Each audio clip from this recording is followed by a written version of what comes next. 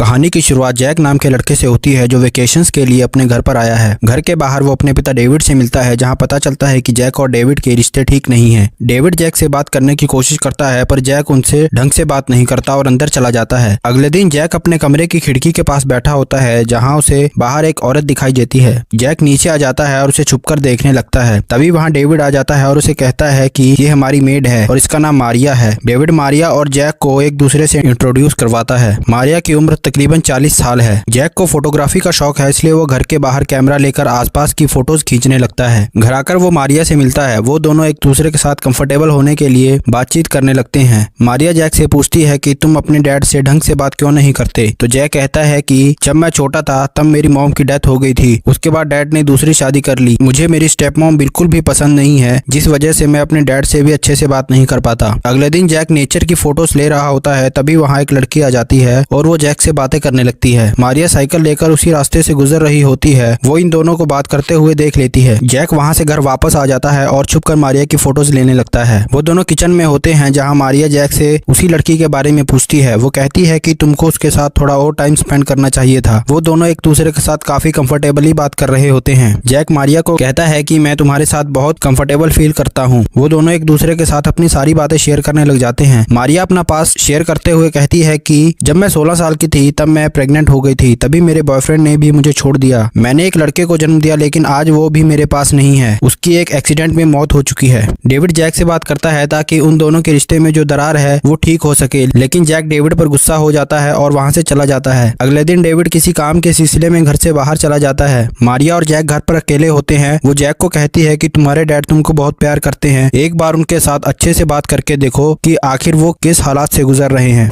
रात में जैक अपने बेड पर लेटकर मारिया की फोटोज देखते हुए मास्टरबेट करता है। अगले दिन मारिया का एक्स बॉयफ्रेंड उससे मिलने आता है। वो दोनों आपस में बातें कर रहे होते हैं जिसे जैक भी छुपकर सुन रहा होता है। मारिया का बॉयफ्रेंड उसे कहता है कि मैं आज भी तुमसे बहुत प्यार करता हूँ और अगर तुम कहो तो आज भी तुम्हारे साथ रहना चाहता हूँ, लेकिन मारिया उसको मना कर देती है, जिसके बाद वो वहाँ से उठकर चला जाता है। अगले दिन जैक का बर्थडे होता है। मारिया उसको बर्थडे विश करती है। जैक मारिया को कहता है कि वो उसे हक करना चाहता है। मारिया उसे मना करती है, लेकिन जैक मारिया को अनअप्रोप्रिएटली टच करने लग जाता है। मारिया जैक को एक थप्पड़ जड़ देती है। तभी डोरबेल बजती है। मारिया दरवाजा खोलती है तो वो देखती है ये वही लड़की है जो उस दिन जैक के साथ बातें कर रही थी। जैक उस लड़की के साथ बाहर घूमने चला जाता है। जब वो वापस घर आता है तो वो देखता है कि मारिया रो रही है। वो उससे बात करता है। वो उसको कहता है कि मैं तुम्हारे साथ हूँ चाहे कुछ भी हो। वो दोनों हक करने लगते हैं। जैक मौके का फायदा उठाते हुए फिर से मारिया को टच करने लगता है, लेकिन इस बार मारिया भी उसे कुछ नहीं कहती। तभी मारिया को थोड़ा होश आता है तो वो जैक को हटाकर वहाँ से जाने लगती है। जैक भी मारिया के पीछे पीछे चला जाता है। वो जैक को कहती है कि ये सब सही नहीं है, तुम मुझसे बहुत छोटे हो, लेकिन जैक मारिया को किसी तरह कन्विंस कर लेता है, जिसके बाद वो दोनों इंटीमेट हो जाते हैं। उसके बाद मारिया जैक को कहती है कि तुमको अपने डैड से बात करनी चाहिए। मारिया किचन में काम कर रही होती है। जैक उसको पीछे से हक कर लेता है। वो रोमांटिक होने लगते हैं। तभी डेविड जैक को आवाज लगाता है, जिसे सुनकर वो दोनों अलग हो जाते हैं। डेविड जैक को बर्थडे गिफ्ट देता है और उसको अपने साथ डिनर के लिए इनवाइट करता है, लेकिन जैक गुस्से में मना करके वहाँ से चला जाता है। मारिया जैक को समझाती है तुमको अपने डैड के साथ ऐसा बिहेव नहीं करना चाहिए। मारिया के समझाने के बाद जैक अपने डैड के पास जाता है। वो दोनों ड्रिंक करने लग जाते हैं, जहाँ डेविड जैक को कहता है कि मुझे पता है तुमको लगता है कि मैंने दूसरी शादी इसलिए की क्योंकि मैं तुम्हारी मॉम से प्यार नहीं करता था, लेकिन सच ये है कि मैंने शादी तुम्हारे लिए की थी ताकि तुमको अपनी माँ की कमी महसूस ना हो। वो जैक को आई लव यू कहते हुए ही सो जाता है। अगले दिन जैक और मारिया पार्क में जाते हैं और वहाँ टाइम स्पेंड करते हैं। उसके बाद मारिया जैक को अपने घर लेकर जाती है, जहाँ वो इंटीमेट हो जाते हैं। उसके बाद जैक घर आ जाता है। इस बार वो अपने डैड से अच्छे से बात करता है, जिस वजह से उसके डैड भी बहुत खुश होते हैं। जैक की वेकेशंस अब खत्म हो गई थी। वो वापस जाने लगता है। जाते हुए वो मारिया को एक गुड बाय किस करता है और अपने डैड को हक करता है। जैक के जाने के बाद मारिया अपनी माँ से मिलने जाती है।